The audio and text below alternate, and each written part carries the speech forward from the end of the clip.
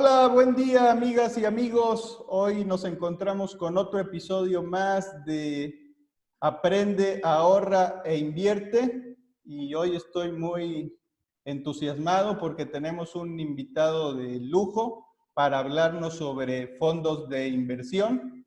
En esta ocasión me acompaña Hugo Petriccioli. Hugo Petriccioli es director regional de la firma global Templeton Investments y me da mucho gusto recibirte, Hugo. Muchas gracias por la invitación, Mauricio. Encantado de estar aquí.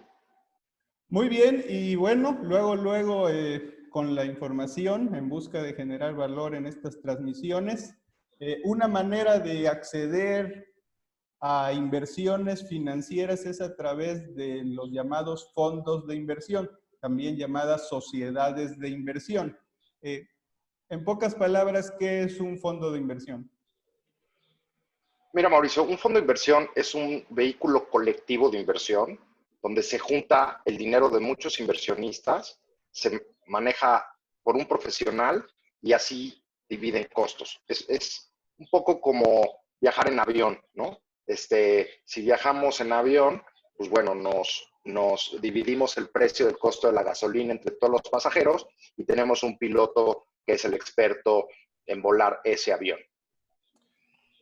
Hoy en día hay varias maneras de acceder a fondos. Hay muchas distribuidoras, comercializadoras, casas de bolsa que ofrecen fondos de inversión y es un instrumento, un vehículo viable para cualquier inversionista. Ahí podrías decirme cuáles serían las ventajas de invertir a través de fondos de inversión y si hubiera algunas desventajas. Mira, yo te diría que ventajas hay muchas. Primero, que está manejado por profesionales que se dedican las 24 horas del día a manejar ese dinero. Es decir, la gente que maneja el fondo no es la gente que vende el fondo. Te lo voy a poner en el tema de la industria farmacéutica, que creo que es muy claro, ¿no? La gente que hace los fondos maneja los fondos como crear las medicinas y creas medicinas para diferentes problemas, ¿no? Desde una tos hasta una pulmonía o cáncer, y hay cosas muy específicas.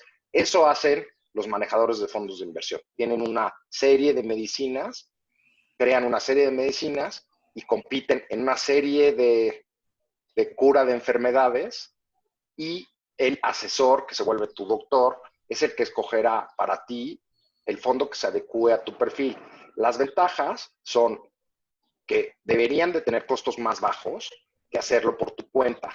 Y ojo, porque digo deberían, no todos los fondos tienen costos competitivos y eso es muy importante que los inversionistas lo revisen. Toda la información es pública, Mauricio, y eso es bien importante. Yo puedo saber como inversionista desde el día 1 cuánto me está cobrando el fondo todos los días. Hay gente, por ejemplo, que piensa que los ETFs son gratis y los ETFs no son gratis. Todos tienen un costo de administración que a veces es mayor que el de los fondos. Entonces, hay mitos que dicen los fondos son caros o los fondos son instrumentos ineficientes. Los fondos son instrumentos muy eficientes si encuentras el fondo adecuado.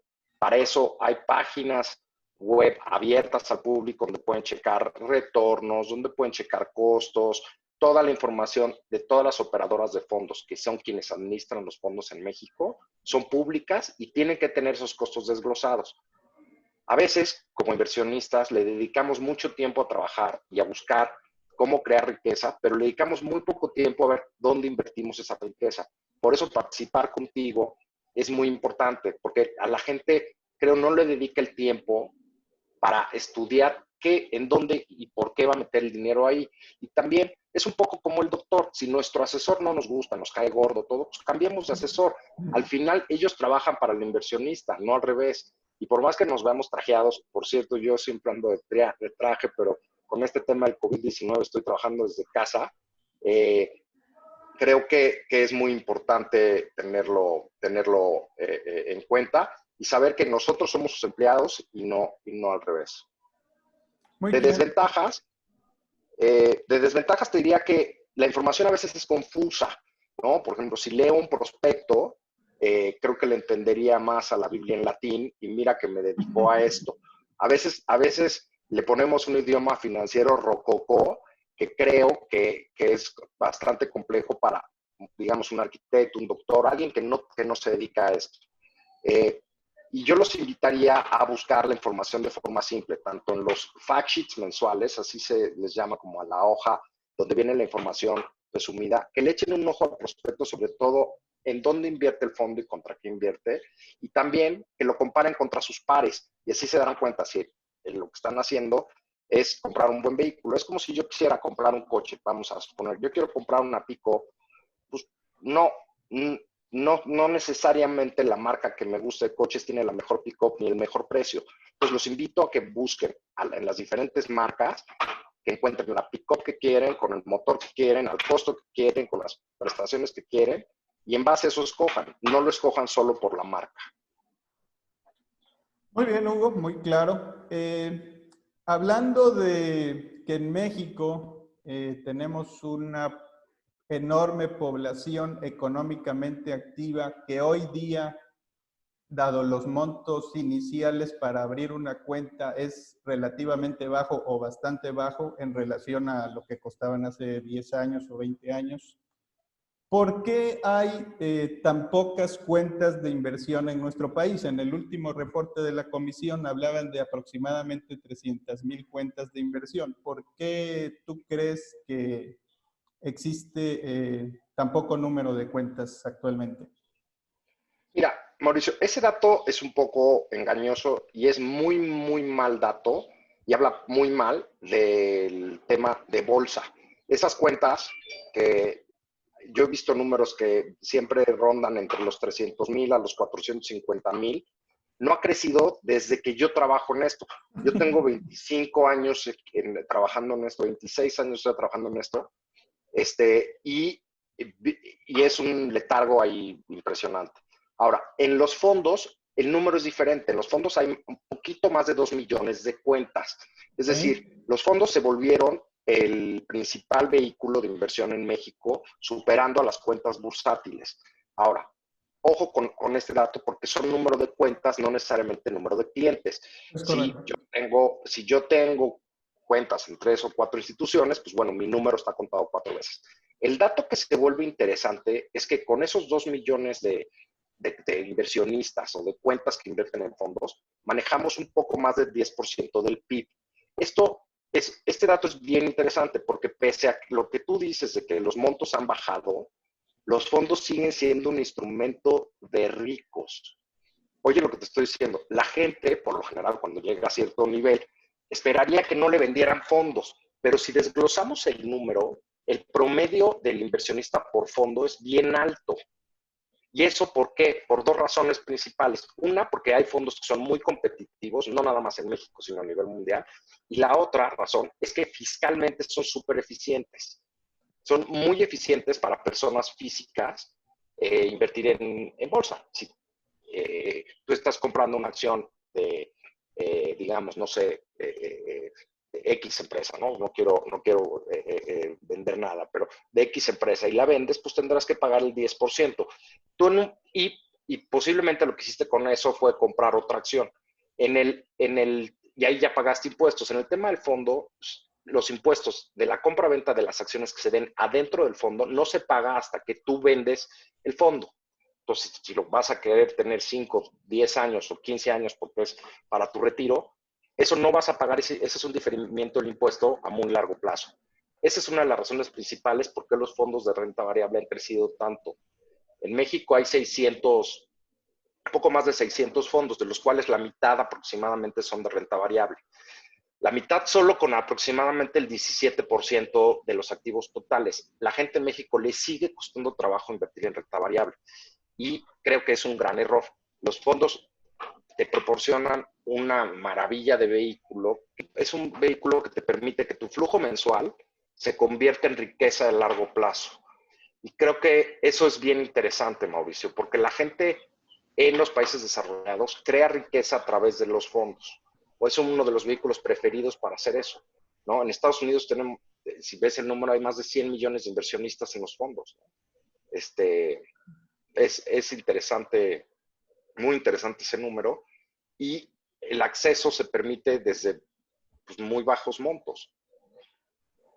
Muy bien, entonces ha fallado un poco la educación financiera, la comercialización. ¿Qué nos ha fallado para que haya más personas invirtiendo a través de estos vehículos? ¿Qué nos falta? Mira, creo que es una mezcla de varias cosas. La primera es que sí hay una baja cultura financiera en México, eso es definitivo. La segunda también es que ha habido una mala comunicación de la industria y eso ha cambiado los últimos años. Como sabes, nosotros somos parte de la MIB.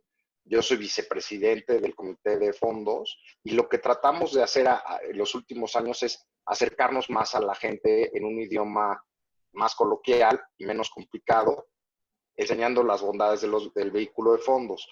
Tuvimos el primer evento de fondos en México, que fue en febrero, y pues vino desde un premio Nobel hasta el regulador, y tuvimos un gran foro, y sobre todo estudiantes, y creo que eso nos va a ayudar a cambiar la mentalidad de los fondos. También una cosa que es importante es que tenemos una regulación que no es muy amigable, es una regulación que es un poco lenta, y también tenemos pocos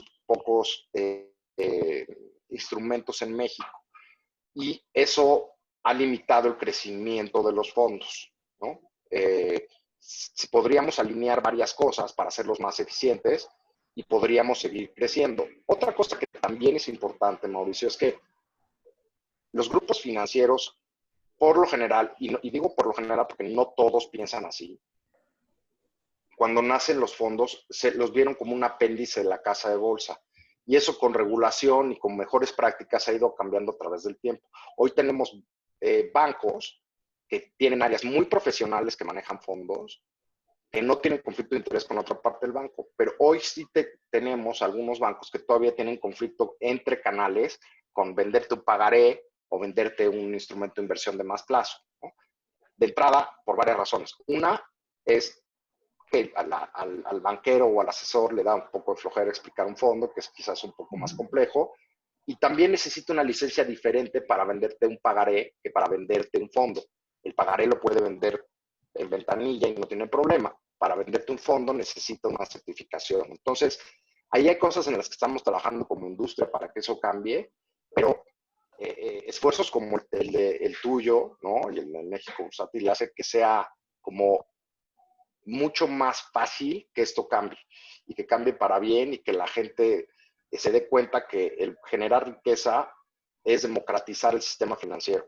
Y queremos jóvenes que participen y queremos jóvenes que se quejen de las comisiones y queremos jóvenes que le metan lana, que lean lo que hay de material y que se metan en esto porque esto sí les va a cambiar la vida.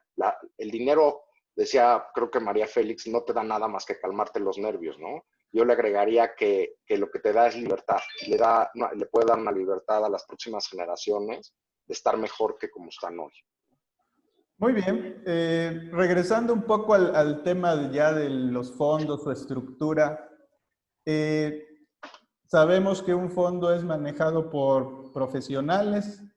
Hay un equipo atrás de decisión para estructurar un fondo. Y a veces las personas me preguntan, ¿y yo puedo tomar una decisión sobre qué comprar y cuándo comprar? Y yo creo que parte de tener un equipo atrás es recaer en ellos esa decisión y explicarles que un fondo tiene un régimen de inversión establecido. Entonces la pregunta sería, ¿cómo se toman estas decisiones de la administración de los fondos? Mira, Mauricio, el punto que tocas es bien importante. La primera es, ya una vez que se crea el fondo, se ponen las reglas bajo las que va a actuar el fondo. Eso está en el prospecto y es el régimen de inversión del fondo. Es una sola hoja. Yo les invito a todo el mundo, esa es la hoja más importante del prospecto. Entonces, tenemos que entender dónde están las reglas de ese fondo. Si quiero comprar bolsa americana, bueno, pues tengo que checar que el régimen de inversión de ese fondo diga que va a comprar bolsa americana, ¿no? Ese es el primer paso. O bolsa mexicana, europea, lo que sea. Pero ahí tengo las reglas del juego. Segundo, todos los fondos tienen algún comité de inversión y algún portafolio manager, que es el que lleva, digamos, el volante de ese fondo. que debe tener un track record mostrable y que podamos compararlo. Que lo comparemos contra los peers. Yo no puedo comparar si ganó más un fondo de bolsa europea contra uno mexicana, porque estoy comparando peras contra manzanas, ¿no? Habría que ver cosas iguales que reaccionen de forma igual. Segundo, esos comités se evalúan, y cada quien ahí es un poco la receta secreta, en qué tipo de acciones va a invertir y por qué. Hay gente que se apega más a los índices, gente que es agnóstica a los índices, gente que busca empresas de crecimiento, gente que busca empresas baratas, y esa es la filosofía de inversión de cada fondo. Los inversionistas finales no pueden tomar la decisión. Pueden tomar la decisión si permanecen en el fondo o se salen del fondo, pero no pueden tomar decisiones sobre las inversiones del fondo. Sería un poco como en un avión, ¿no? Que hubiera una turbulencia y se paran tres y dicen, no, mejor manejo yo. No. Y además, justo en los momentos de turbulencia, lo que quieres es un piloto sólido o un capitán de manos firmes que haya navegado a través de mares turbulentos en el pasado. Muy bien, entonces queda claro que existe un documento que se llama Prospecto de Información al Inversionista, que es público, donde vienen las reglas del fondo. En qué se va a invertir, contra quién se va a comparar, para quién está dirigido, cuáles son los montos, cuáles han sido los rendimientos históricos, cómo está hecha la mezcla de los instrumentos que se invierten en el fondo, y demás información importante. Sí. En los de deuda también muy importante, Mauricio, viene la calidad crediticia y la volatilidad esperada en base a esa calidad crediticia otorgada por un tercero que es una calificadora. En los de renta variable no tienes el tema de crédito. Muy bien. Yo le he recomendado a muchos estudiantes que a veces toman algunas de nuestras capacitaciones o clientes también, que siempre lean el prospecto, pero me dicen, Mauricio, no le entiendo. Y bueno, yo trato de explicarse eso y demás, pero quien no tiene un asesor o no conoce el lingo con el cual está formulado el prospecto, ¿ahí qué podría hacer? Mira, definitivamente es un problema en industria. Necesitamos ser mucho más claros.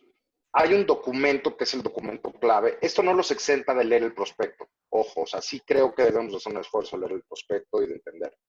Pero hay un documento clave que es donde está la información básica del fondo, como retornos pasados, cartera, costos, quién lo administra, y una serie de datos importantes donde en una hoja podemos darnos cuenta de una idea de ese fondo. Y si eso nos interesa, nos hace sentido, entonces ya ver el prospecto, porque si empezamos al revés y queremos leer 20 prospectos, la verdad vamos a decidir mejor tratar de construir un cohete a la luna o otra cosa. Entonces, sí creo que primero deberían de ver el documento clave y si es de su interés y ven que se compara bien y están ya más orientados a invertir en eso, lean el prospecto después del documento clave. Creo que ese debería ser el orden. El documento clave también es público y está en las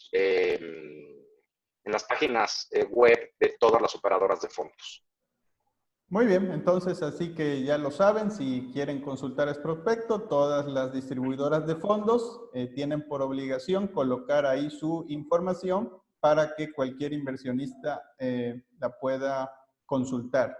Y hablando de los costos, hace unos minutos hablabas de que pues en algunos casos los costos de los fondos están elevados en relación a otros países desarrollados y que no hay un parámetro que fije los costos a los cuales uno pueda estandarizarse.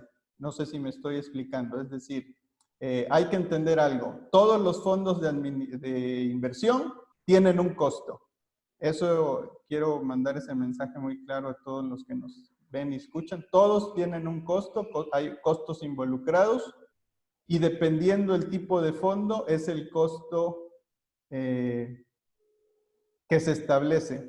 En relación a estos, ¿tú crees que haya margen para disminuirlos? ¿Crees que están dentro de un mercado eficiente? ¿Qué podríamos hablar de los costos de los fondos? Mira, yo creo que todo depende con quién hables y el fondo que veas, ¿no? Yo te diría que el mercado de fondos en México se ha abaratado muchísimo, sobre todo en la parte de deuda. En la parte de deuda cobramos abajo del estándar internacional. Eh, la razón también es un poco obvia. Aquí no hay tantas clases de activo en renta fija o en deuda. Tienes pocas opciones y la mayoría de los fondos invierten en papeles gubernamentales, hacen poco análisis de crédito. Otra cosa que también genera que sean muy bajas las comisiones en deuda es que la gente cree que cuando compran directo un bono no les cobran, porque no ven lo que se le llama el markup, ¿no? Que les cobran en las mesas de operaciones. Y eso debería ser más claro tanto para la gente que compra directo los bonos como en los fondos. Otra cosa que te diría que es bastante importante es que, y por eso los inversionistas necesitan comparar, es que yo no puedo comprar o no debería comprar un fondo que me cobre un número astronómico cuando su competencia me cobra la mitad. Pero más importante de eso es ver si el manager se está ganando ese dinero. Porque muchas veces por el costo podríamos dejar de pasar un producto bueno. Te voy a poner un ejemplo. Vamos a suponer que hay dos fondos de renta variable, uno que cobre el 1% y otro que cobre el 3%, ¿no? Pues a ambos les dirías, híjole, pues es bastante, uno cobra 1%, el otro, hijo, 3 veces más. Pero ¿qué pasa si yo veo los retornos de ese fondo y el retorno que más el fondo que más cobra, a mí como inversionista, me ha pagado 5% más año con año que el que menos me cobra? ¿Cuál es el caro? Pues el caro es el que me está cobrando menos porque no sabe hacer su trabajo, ¿no? Esa es una cosa bien importante. La otra es que en México tenemos una horrible práctica, que eso va en contra de todos los estándares internacionales, de publicar las carteras los días jueves y el último día hábil del mes. Es una horrible práctica que salió por abusos en el pasado, donde estaban reportando obligaciones convertibles hace muchos años y una quebradera de casas de bolsa y de actores que hacían eso. Y entonces la autoridad se le hizo fácil publicar las carteras. Ahora, vamos a suponer, yo tengo un negocio de fondos, ¿por qué voy a invertir en gente que me haga análisis de crédito, que haga una tarea de meses sobre una acción, una emisora, un bono, antes de invertir, cuando pues, me sale fácil copiarle al vecino, ¿no? Es como si en los exámenes de la universidad nos dejaran copiar a todos, ¿no? Entonces, hay poca gente que tiene equipos dedicados profundos para manejar o para hacer análisis, y eso, pues debería de cambiar, ¿no? Esa es una de las reglas que creo que es un poco extraña, porque el tema de publicar las carteras debería ser como en todos los países que se publican con un rezago de 2 meses.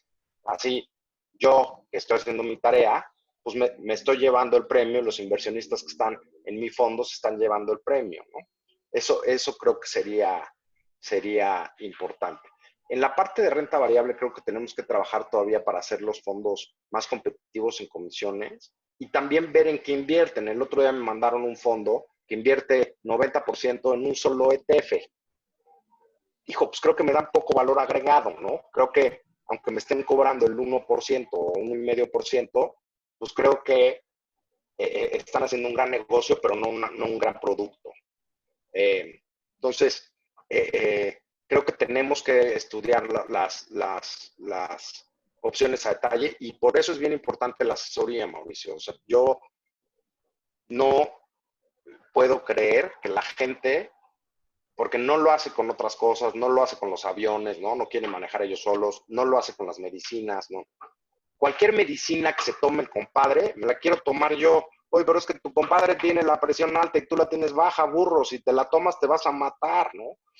Y no nos importa en el tema de inversiones. De verdad aplicamos una lógica un poco bizarra en el tema de inversiones y yo estoy seguro que esfuerzos como los que tú haces van a cambiar esto. Y tenemos un poco que ir evangelizando a la gente y dando más información y ser más transparentes y ser más claros en la información para que entiendan las bondades o también no bondades de un producto, ¿no? Los fondos, por ejemplo, oye, ¿qué pasa en un fondo si hay una corrida de pánico en el mercado, ¿no? ¿Cómo me va a defender el manejador del fondo? Yo creo que esa es una pregunta que le tienen que hacer todos a los asesores. Oye, ¿voy a vender lo líquido? ¿No? Tiempos como los que estamos viendo, oye, trancazo en la bolsa de 30%, subidas al otro día de 10%. Oye, el piloto que está manejando esto, ¿me va a cuidar? ¿Cómo me va a cuidar? ¿Por qué me va a cuidar? Esas preguntas son las que tenemos que hacer. Porque, ¿qué pasa si hay una corrida del año? La gente, ¿no? Medio tontita, pues hace liquidez en lo líquido, ¿no? Y se va quedando con lo que no es líquido. Y se te puede convertir en un portafolio que al final de la bronca esté concentrado en una o dos emisoras. ¿Qué pasa si por el contrario aplicamos criterios internacionales y decimos, oye, no, cuate que sale es pro rata, cuate que entra es pro rata? Así defiendo a los inversionistas que están entrando y a los que están invirtiendo en el fondo conmigo desde hace mucho tiempo. Y eso es, creo que muy válido que los inversionistas se los pregunten a los doctores que los atiendan. Pero sí, por favor, búsquense un doctor, asesórense. No, nadie hace estas cosas solo, de verdad. Inviertan en fondos, inviertan en ETFs, inviertan en acciones en directo, háganlo con un asesor probado, alguien con calidad de ética, porque también a veces los asesores tienen un esquema de remuneración que puede ir en contra de los intereses del cliente, ¿no? La gente se niega a pagar asesoría en México cuando creo que es la mejor opción de pagar la asesoría porque, oye, si me dan asesoría, el señor está conmigo, ¿no? ¿Me va a cobrar un porcentaje? Sí, bien ganado, sí. Si dicen que no me cobran o me cobran transaccionalmente, el señor tiene un interés de comprar y vender a fuerzas. Somos humanos y hay que cuidar esos conflictos de interés. Entonces, yo sí los invitaría a analizar muy bien las opciones desde el doctor, el producto y sobre todo las metas. ¿Qué voy a querer hacer con este dinero? Este dinero es para mí, es para mis hijos, es para comprar una casa, es para comprar un coche, es para tener un fondo de emergencia. Y en base a eso, generar una cartera, un portafolio que cumpla las expectativas de los inversionistas y que en épocas como las que estamos viviendo, oiga, esta es una época, yo ya trabajaba en la crisis del tequila en México, ni en la crisis del tequila vi las locuras que estoy viendo, caray, quizás la perspectiva de la edad me da otro punto de vista, pero realmente creo que es una oportunidad para la gente de poder generar riqueza, de poder generar patrimonio, como pocas veces se presenta en la historia. Muy bien, hablas un punto muchos puntos muy importantes sobre la cuestión de asesorarse, sobre si tomar esa decisión, porque hoy en día hay productos donde, bueno, tú ya puedes manejar solito, pero eso también trae sus riesgos si no tienes una estrategia, si no te dedicas a esto, si no tienes conocimiento. Y bueno, siempre será bueno, desde mi punto de vista, tener ese apoyo para tomar decisiones importantes, sobre todo relacionadas con el dinero. De Y bueno, acuerdo. regresando al tema de los fondos, bien dijiste que hay más de 600 fondos en nuestro país. Sí. Y bueno, que sería un error que un inversionista, pues nada más en su cartera, en su portafolio de inversión, pues tuviera uno, porque hay especializados, ¿sí? Y bueno, la regla de la teoría de inversiones nos dice que hay que diversificar entre diferentes tipos de instrumentos. Y bueno, ahí yo te preguntaría, ¿cómo se debería realizar el perfilamiento de un potencial inversionista para que su cartera pues cubra todos los aspectos que son importantes, ¿no? Liquidez, las metas, los rendimientos, el horizonte de tiempo, todo esto, ¿cómo lo podríamos poner para que una cartera de inversión pues contemple todos estos aspectos? ¿Cómo se conformaría un portafolio de inversión de manera inteligente? Mira, primero el doctor o asesor financiero necesita hacer un chequeo, ¿no? Y entender qué es lo que quiere, entender la tolerancia al riesgo del cliente, eh, encontrar el horizonte de inversión y llegar a algo conjunto con el cliente. Eso es bien importante. Si no me hacen todas estas preguntas antes, es como si yo entrara al consultorio de un doctor y sin hablar me dieran una receta médica, así, tomes eso. Pues a menos que sea mago, pues oye, quiero el dinero para mañana o para un año, quiero el dinero para mi retiro, o quiero el dinero para mis nietos, o quiero el dinero para vivir, o necesito flujo, o sea, pero de verdad usen la lógica, ¿no? En las decisiones financieras, no la piensen con el estómago. Entonces, eso es lo primero. Ahora, hay productos, yo no tengo, así que no tengo ningún conflicto de interés en decirte, yo no tengo, pero hay productos que en un solo fondo ponen diferentes o fondos o ETFs que hacen una mezcla y se llaman o life cycles o target dates o perfilamiento por conservador, moderado y agresivo.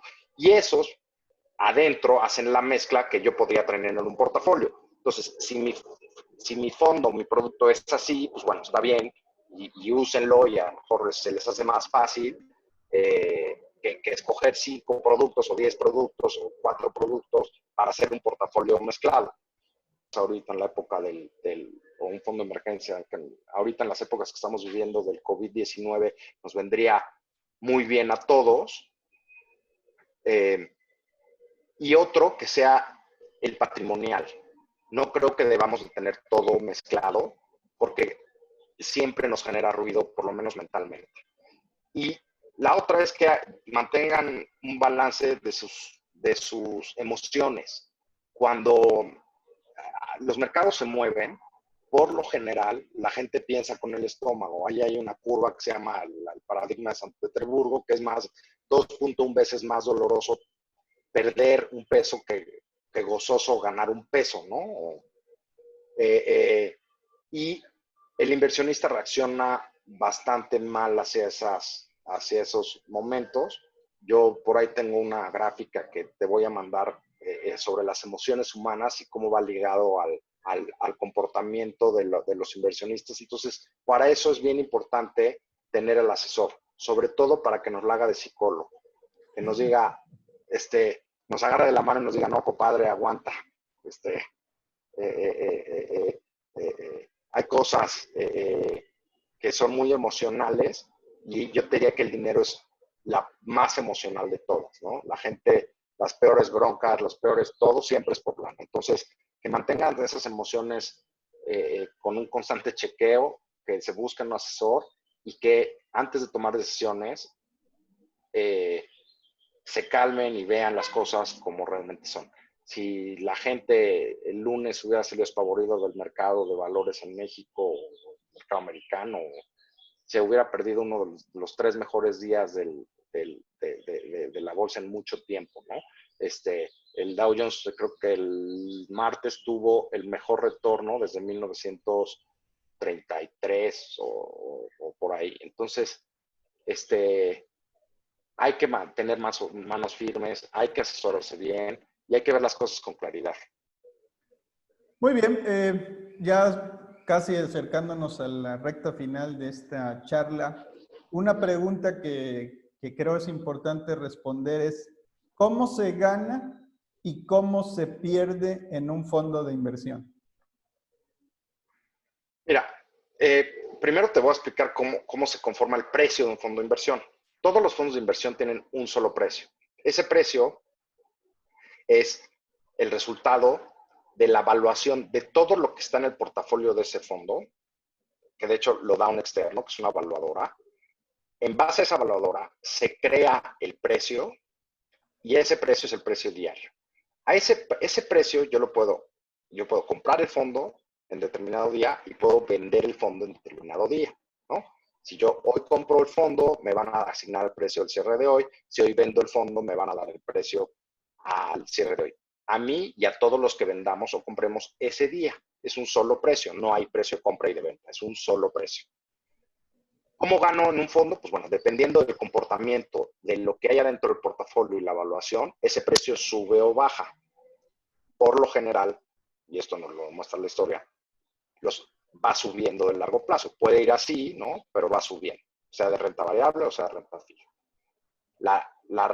O de deuda. Los fondos de deuda, pues bueno, van acumulando cupones de intereses y se acercan hacia la redención del bono, ¿no? De los bonos que forman el portafolio. Y los de renta variable, pues bueno, son un reflejo de lo que ves en el mercado de valores con una serie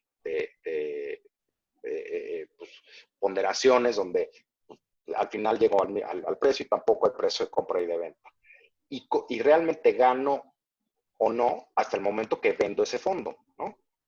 Mientras yo no venda ese fondo, pues todo lo que tengo es valuación, ¿no? No tengo una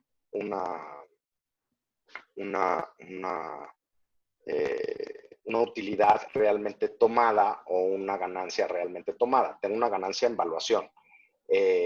Y es un poco también extraño cuando vemos esas valuaciones como las que están en los mercados estos días, pues que son un poco locas. Yo no sé cómo vivan la mayoría de los gente que nos está viendo y escuchando. Yo vivo en un departamento. Cuando veo locuras en el mercado de precios, es como si mi vecino pusiera el departamento en la mitad de lo que yo creo que vale. Y en lugar de pues, tratar de negociar con el vecino a ver si se lo puedo comprar con algún hasta crédito hipotecario, me asusto y digo, híjole, si el vecino lo está vendiendo en la mitad de lo que yo creo que vale, pues me voy a tratar de vender el mío, que ni siquiera estaba a la venta, en menos de lo del vecino, ¿no? Y en eso se da cuenta la señora del piso de abajo. Híjole, los dos de arriba están vendiendo. ¿Qué hago? No, pues me voy. Y eso genera una cascada de precios, que eso es totalmente irracional. Realmente es increíble lo que vemos. Y ni han perdido ni han ganado hasta que no realicen, como en ninguna clase de activo, esa operación final. Entonces, así se gana o así se pierde en un fondo de inversión. Muy bien. Parte del eslogan de estas cápsulas es aprende, ahorra e invierte. En la parte de educación, ¿qué están haciendo ustedes y por qué es tan importante educarse antes de lanzarse al ruedo de las inversiones? Mira, para nuestro logotipo, para la gente que no lo ubica, es Benjamin Franklin. Decía Benjamin Franklin que no hay que la inversión en educación paga el mejor interés. Y en base a eso, lanzamos hace 15 años, 15 o 16 años, un instituto que se llama Franklin Templeton Academy, donde ofrecemos cursos gratuitos en nuestra página web y a través de la inscripción al canal que tenemos. Y ojo, Mauricio, y eso es bien importante, nosotros no atendemos clientes. Entonces, eso sí realmente es un esfuerzo educativo. Nosotros participamos en la Semana Nacional de Educación Financiera, hacemos esfuerzos para llegar a audiencias de inversionistas finales, pese a que nosotros no los podemos atender. Nosotros sí somos un laboratorio que no tenemos doctores de asistencia. Nuestros productos están disponibles con muchos doctores, en muchos bancos, en muchas casas de bolsa y en muchos distribuidores, pero pensamos que el beneficio de la educación y el tema educativo es un beneficio que nos ayuda a todos y ayuda al país y ayuda a la industria. Necesitamos tener gente más educada en el tema. Nosotros tenemos cursos tan básicos online como qué es un fondo de inversión, hasta algunos de manejo de riesgos que hicimos en cooperación con el CFA Institute, por ejemplo. Todos nuestros cursos son gratuitos y la Learning Academy no es una entidad ni de lucro ni que exista. Es parte de una asignación que tenemos todas las oficinas de Franklin Templeton en el mundo dedicada a educación.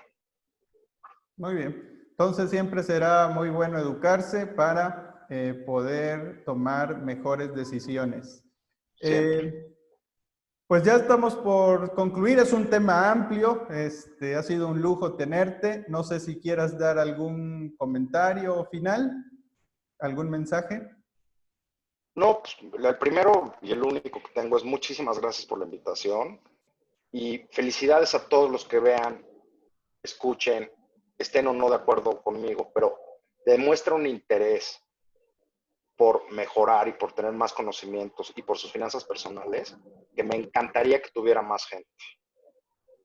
Hagan todas las preguntas que quieran, síganos en LinkedIn o en donde quieran, busquen más información. Si algo no quedó claro, pregúntenle a Mauricio y él me puede hacer llegar lo que necesiten de preguntas y cosas. Si quisieran otro tema, con mucho gusto.